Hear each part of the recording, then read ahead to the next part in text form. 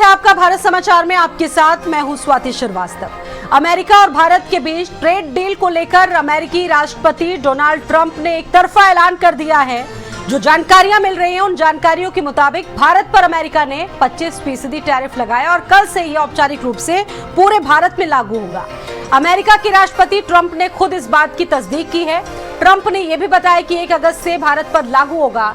Trade deal को लेकर भारत और अमेरिका के बीच लंबे अरसे से बातचीत चल रही थी। अब जाकर खुद अपने एक्स प्लेटफॉर्म पर इस बात की जानकारी उन्होंने दी है।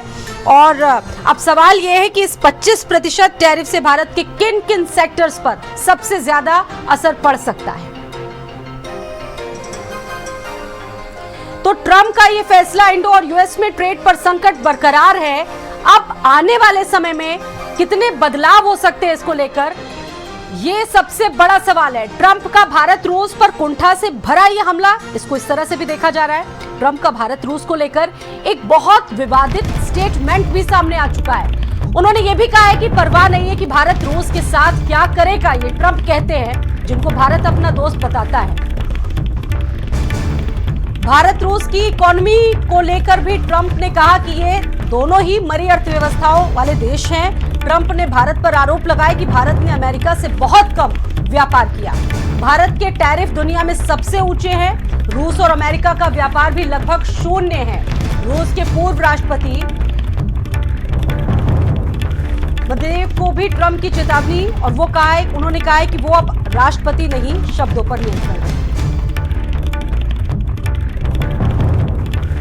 Right now, and it's also BRICS. You know, they have BRICS, which is basically a group of countries that are anti the United States, and India is a member of that, if you can believe it.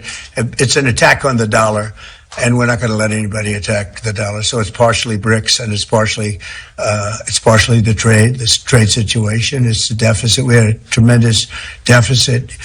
So, as you know, Prime Minister Modi is a friend of mine, but they don't do very much business in terms of business with us.